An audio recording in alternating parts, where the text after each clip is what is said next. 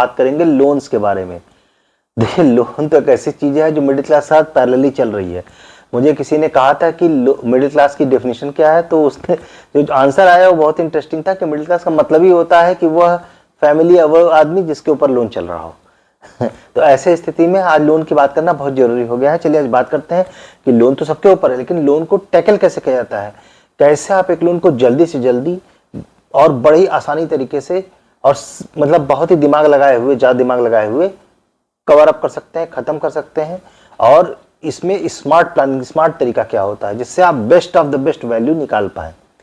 तो देखिए अब सबसे पहली बात आप ये समझिए कि अगर आपके ऊपर मल्टीपल लोन है तो पहला क्वेश्चन ये है कि क्या सबको एक साथ टारगेट करना चाहिए, किसी एक को करना चाहिए। तो देखिए इसका तो बहुत ही कॉमन सेंस वाला आंसर है कि एक को ही करना चाहिए, वन एट ए टाइम। क्योंकि आप अगर सब पे टारगेट करेंगे तो आप बिल्कुल आप परेशान हो जाएंगे। अगर आप सब पे कर सकते तो आपने लोन ही क्यों लिया हुआ है भाई? अगर आप नहीं कर सकते तभी तो आपने लिया हुआ है इतने सारे लोन। तो चलिए इसमें बहुत कुछ ज्यादा दिमाग नहीं लगाना है, इसमें सिर्फ इतना दिमाग लगाना है कि सबसे महंगा लोन सबसे पहले खत्म करना है। ये तो आपको शायद बहुत सारे यूट्यूब वीडियो पे, लेकिन महंगे की डेफिनेशन नहीं बताई। लोग क्या करते हैं, बताते हैं महंगा मतलब हाईएस्ट इंटरेस्ट रेट का लोन। मैं कहता हूं ये पूरी तरह सही नहीं है। मैं इसे गलत तो नहीं कहता क्योंकि शायद उनका थॉट प्रोसेस सही होगा, लेकिन ये सही नहीं है। इसको टेक्निकली मैं आपको समझाता हूं, मैं इसको बाद में एग्जाम्पल समझाऊंगा। यदि आपने कोई लोन मान लीजिए किसी समय का लिया है, जैसे मान लीजिए कोई हाई इंटरेस्ट का लोन है, वो 10 साल का लिया हुआ है और उसमें से ऑलरेडी अब 7 या 8 साल दे चुके हैं, तो उसको क्लोज कराने का कोई फायदा नहीं है। हम क्यों नहीं है हम आगे बात करेंगे, लेकिन उसको फिर चाहे वो सबसे हाईएस्ट भी हो, कोई फायदा नहीं है।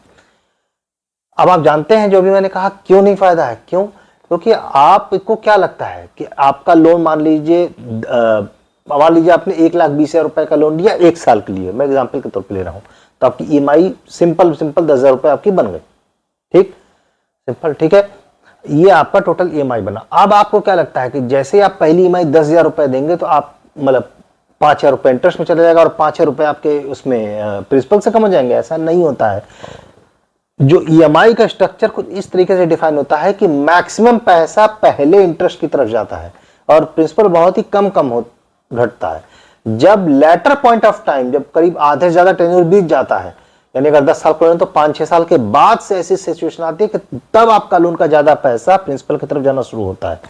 यही कारण है कि अगर आप ऑलरेडी बहुत ज्यादा लोन पे कर चुके हैं, ऑलरेडी बहुत सारी ईएमआई दे चुके हैं, तो अब उसको क्लोज करने का कोई फायदा नहीं है। क्यों? उल्टे काउंटर प्रोडक्टिव है, क्योंकि अब उसमें मोटा मोटा पैसा प्रिंसिपल ही बचा हुआ है। अगर आप पे करेंगे तो प्रिंसिपल तो आपको एनीवेज देना है, चाहे पैसे दे चाहे वैसे दे। अगर आप पे करेंगे तो आप इंटरेस्ट बहुत ज्यादा नहीं बचा रहे हैं। इनफैक्ट उस पैसे पे को आप जो आप अभी दे रहे हैं उसकी अपॉर्चुनिटी काट आप मिस कर देंगे, क्योंकि आप उस पैसे को इन्वेस्ट कर सकता है, उससे बेहतर रिटर्न कमा लें। लेकिन अगर ये शुरुआत के समय में, मान लीजिए आपका 10 साल का लोन है तो शुरू के 3 साल, ये क्या रखें 30% का 10 ईयर, ये वो पीरियड होता है जब आपको अटैक मोड में रहना चाहिए और तब आपको ज्यादा ज्यादा जितनी जल्दी ज्यादा पेमेंट करें। हम बात करेंगे क्या टेक्निक्स है, बट अगर आप ज्यादा पैसे देते हैं तो आपका लोन बहुत तेजी से नीचे आता है, क्योंकि वो पैसा जो आप एक्स्ट्रा पैसे दे रहे हैं वो सीधे प्रिंसिपल से रिडक्शन होता है उसका। इसका मतलब आप सोचिए, अपने जितना पैसा आपने प्रिंसिपल से घटाया उतने पैसे पे उस पूरे 10 साल में जितना भी ब्याज लगना था, पूरी ट्रेल जो है वो सब कम हो जाएगा एक साथ। तो आप सिर्फ एक ईएमआई नहीं दे रहे हैं, आप एक ईएमआई पे लगने वाला इंटरेस्ट भी आप साथ साथ दे रहे हैं। आप इसे यूं समझिए। अब एक बहुत ही 3-4 तरीके हैं जो कॉमन लोग बताते हैं। पहला है कि आप 1 या 2 ईएमआई, जितनी आपकी क्षमता हो, आप साल में 1 ईएमआई, 2 ईएमआई, 3 ईएमआई, जितनी आपकी कैपेसिटी हो वो एक्स्ट्रा कर दें। जो आप एक्स्ट्रा ईएमआई देंगे ऑब्वियसली आप वो एक अलग से पेमेंट करेंगे तो वो सीधे एक्स्ट्रा ईएमआई सीधे आपके प्रिंसिपल से रिडक्शन होता है। तो इससे आपका लोन जो है, जैसा भी मैंने बताया, कि बहुत तेजी से भागता है। क्यों? क्योंकि आपका वो न सिर्फ उतना प्रिंसिपल घटा, बल्कि उस प्रिंसिपल पे लगने वाला पूरा ब्याज भी कम हो गया, क्योंकि अब वो प्रिंसिपल ही नहीं रहा तो उस पर ब्याज कैसा, राइट?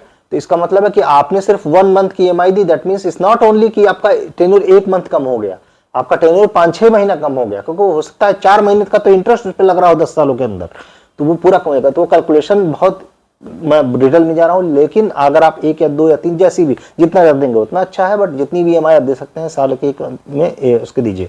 दूसरा, प्री पेमेंट। आप एक मुश्त पैसा डालिए, जो अगेन वही फंडा है कि जितना भी पैसा आप डालेंगे एक मुश्त, वो सीधे प्रिंसिपल से रिडक्शन होता है। ईएमआई तो आपकी जा ही रही है और वो पैसा अगेन वही फॉर्मूला काम करता है, उस पैसे पे लगने वाला पूरा ब्याज कम होता है। मैं आपको एग्जांपल बताऊं, अभी मैं एक प्रिंसिपल का 5 ईएमआई के बराबर तकरीबन 2-2.5 लाख रुपए उसमें डाले थे। तो मैंने ईएमआई के टेन्योर में तो कुछ मान लीजिए फॉर एग्जांपल 6 ईएमआई डाली, उससे थोड़ा ज्यादा ही था, लेकिन उतना पैसा डाला। लेकिन टेन्योर आपको पता है कितना कम हुआ? 1.5 साल यानी 18 ईएमआई के बराबर का टेन्योर कम हो गया। क्यों? क्योंकि उस पूरे पैसे पे जो ब्याज लग रहा था वो भी तो खत्म हो गया भाई। जब प्रिंसिपल ही वो हट गया तो उस पे लगने वाला ब्याज भी हट गया। तो ये आप समझिए, ये जो एक्स्ट्रा ईएमआई देते हैं उसके साथ भी, लमसम पेमेंट या प्री पेमेंट के साथ भी होता है। तीसरा, हमेशा look out for balance transfer. अब इसमें भी कैच है, ये अगर बहुत लेटर स्टेज ऑफ आपका लोन है, बहुत ज्यादा साल आप दे चुके हैं ऑलरेडी, तो ये करने की जरूरत नहीं है, क्योंकि आपको कोई बहुत वाली बेनिफिट नहीं मिलेगा, क्योंकि उसके लिए अलग से प्रोसेसिंग चार्ज लगते हैं, दुनिया भर की पेपर वर्क होता है, अलग मगजमारी है, तो इट्स नॉट वर्थ इट। लेकिन अगर आपका लोन बहुत ही अर्ली स्टेज में है या मिड स्टेज में भी है और आपको लग रहा है कि एक दूसरा बैंक है जो कम रेट ऑफर कर रहा है, और आपको लग रहा है कि हाँ, अगर आपका 0.5 यानी 50%, सॉरी नॉट 50 बेसिस पॉइंट यानी कि 0.5% भी अगर आपका लोन में इंटरेस्ट रेट में डिफरेंस है, तो आप जा सकते हैं, इससे आपके काफी पैसे बच जाएंगे। ये मोटी मोटी 3-4 टेक्निक है, ये तो पता है, ठीक है। लेकिन अब आते हैं लोन की कैटेगरीज। जाहिर सी बात है, सबसे महंगा जो मार्केट में लोन होता है वो क्रेडिट कार्ड का होता है, तो सबसे पहले क्रेडिट कार्ड को ही खत्म करना चाहिए। ये तो ऐसा सांप है जो मतलब गले से लिपट गया, ना ये उतर रहा है ना ये डस रहा है वाला हिसाब हो गया उसका। तो क्रेडिट कार्ड का लोन ऐसा है कि इसको तो मैं ये कहूंगा कि अगर आपको कोई और लोन लेके भरना पड़े तो भरिए, क्योंकि क्रेडिट कार्ड के लोन का इंटरेस्ट 40%, 45% कुछ भी हो सकता है, अतरंगी इंटरेस्ट होते हैं उसके, बिल्कुल। तो इससे अच्छा है कि आप एक 10%, 12%, 13% का एक पर्सनल लोन, या और बेहतर है कि अगर आप कोई और सिक्योर्ड लोन ले सके, उससे आप लेके इसको कवर अप कर दें, क्योंकि वो आपका इंटरेस्ट एट मैक्स 15% होगा। 45% से तो 15% का इंटरेस्ट अच्छा ही है ना।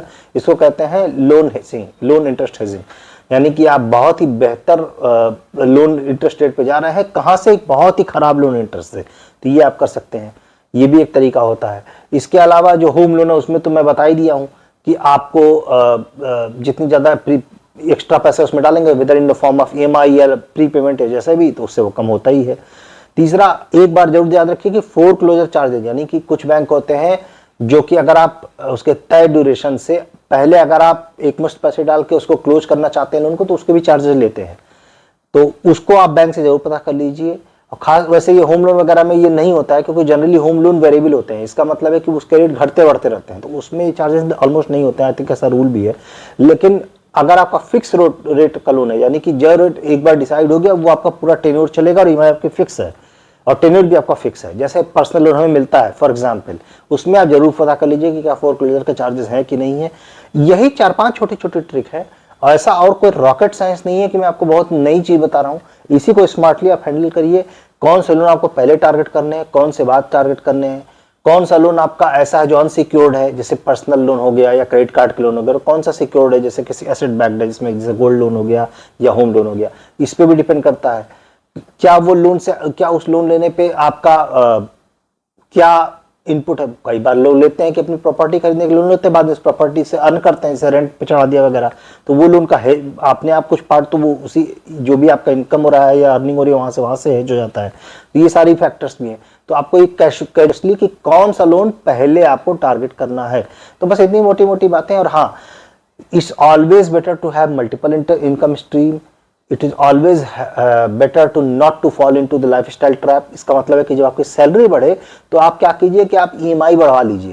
यानी मान लीजिए आप 40,000 रुपया ईएमआई दे रहे हैं, अगर आपकी सैलरी 5,000 रुपये बढ़ती है तो आप सेम स्टैंडर्ड में रखिए।